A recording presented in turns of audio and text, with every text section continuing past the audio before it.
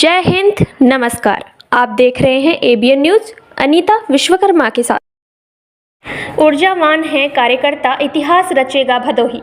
General केंद्रीय सड़क परिवहन एवं राष्ट्रीय राजमार्ग केंद्रीय मंत्री जनरल बीके सिंह का आगमन रविवार को जिले में हुआ। उत्साहित पदाधिकारियों और कार्यकर्ताओं ने केंद्रीय मंत्री का भव्य स्वागत पूर्वी पश्चिमी सीमाओं से लेकर भाजपा कार्यालय तक करने में कसर नहीं छोड़ी। पार्टी के प्रति जागरूक को देखकर केंद्रीय मंत्री ने कहा कि यहाँ के कार्यकर्ताओं की ऊर्जा क्षमतावान है और आने वाले समय में वैश्विक पटल पर मखमली कालीनों की पहचान बनाने वाला भदोही इतिहास भी रचेगा।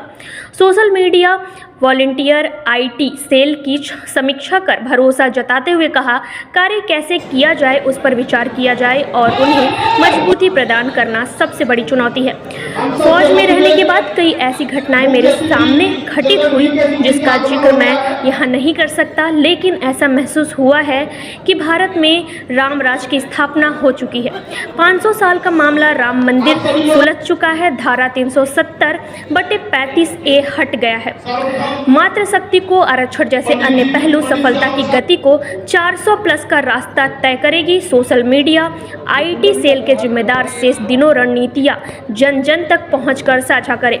इस मौके पर जिलाध्यक्ष दीपक मिश्रा, लोकसभा प्रभारी अभिमन्यु सिंह, संयोजक श्याम बिहारी पांडे, जिला प्रवासी अवधेश सिंह, सारथी जिला पंचायत अध्यक्ष अनिरुद्ध त्रिपाठी, विधानसभा प्रभारी सुष्मिता मौर्य, अमित सिंह, अरविंद शुक्ला, नागेंद्र सिंह, संतोष पांडे, सपना दुबे, संगीता खन्ना, रेशमा बानो, सुषमा मालवीय, गोवर्धन राय, रत्नेश्वर त्रिपाठी आदि रहे।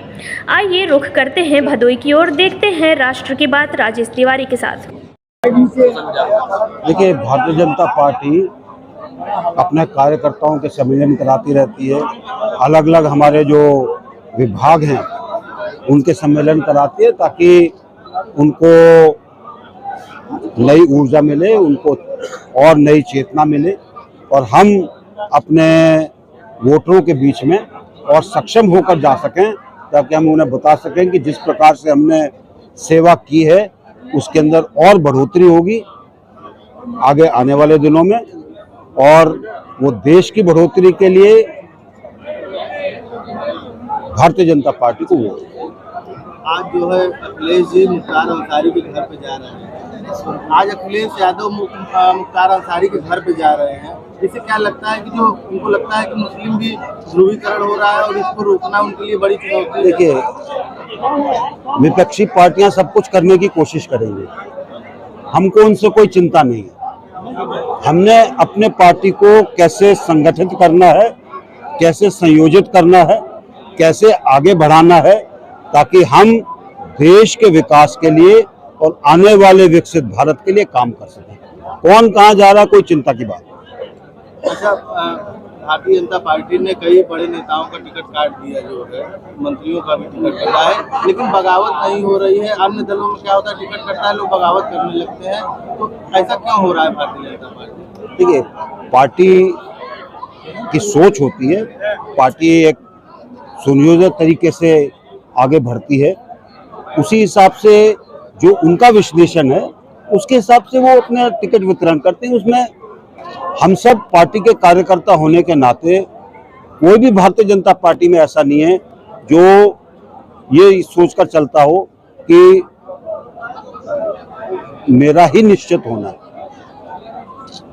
हमारी पार्टी ऐसी पार्टी है जो सबको मौका देती है, कार्यकर्ताओं को उठाती है, संगठन के लोगों को उठाती है, उनको आगे बढ़ाती है और इसी सोच के साथ चलती है। आम आदमी पार्टी के नेता संजय सिंह जेल से बाहर आए हैं, रिहा हुए हैं। उनका आरोप है कि आपकी सरकार जो है ईडी का, सीबीआई का, तमाम जो जांच एजेंसियां हैं उनका उपयोग करके लोगों को जेल भेज रही है, वो भी खाली विपक्ष के लोगों को। देखिए, जब भी कोई गलती करता है, कानून सबके लिए बराबर है। क्या भारतीय जनता पार्टी के अंदर शराब घोटाला हुआ है? क्या नहीं हुआ ना।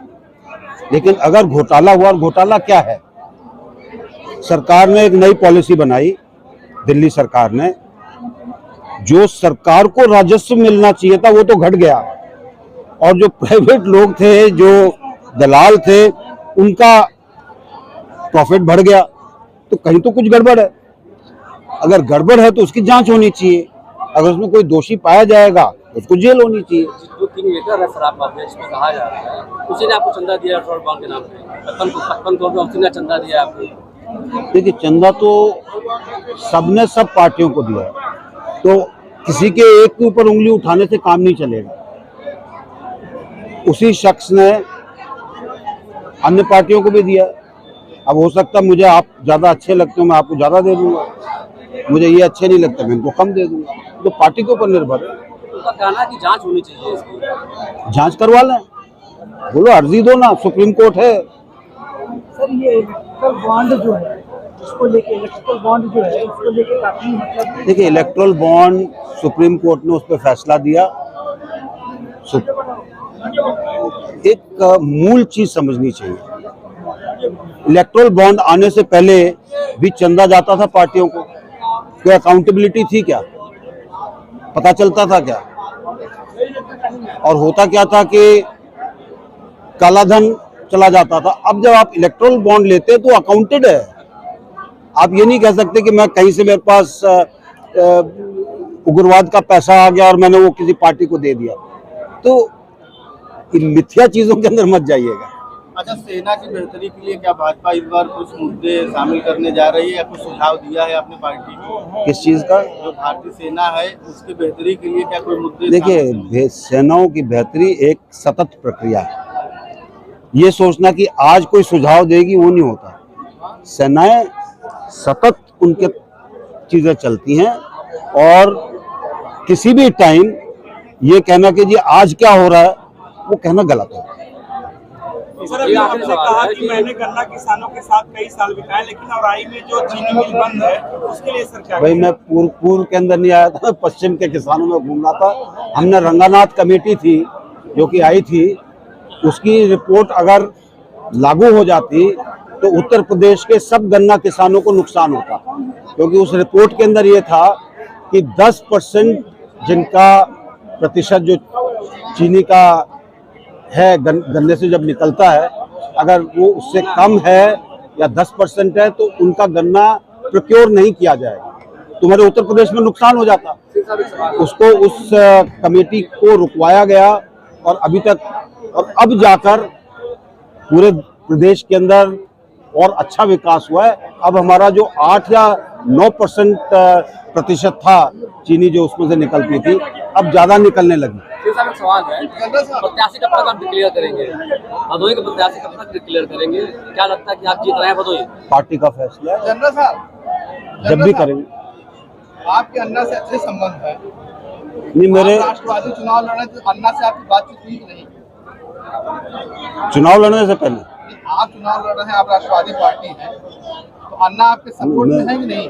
देखिए, अन्ना का एक अलग वो है, ठीक है, उनकी एक अलग सोच है। जो सोच उनकी है उसका कोई उसको बदलना मुश्किल है, क्योंकि उनका एक अलग चीज है, उनका एक ही मुद्दा है, भ्रष्टाचार। अब वो जब उनका अनशन खत्म हुआ, वो इंडिया अगेंस्ट करप्शन जो बना था वो खत्म कर दिया, क्योंकि वो अरविंद केजरीवाल और उनके लोगों ने बनाया था, जितना उसका पैसा आया था वो खा गए। तो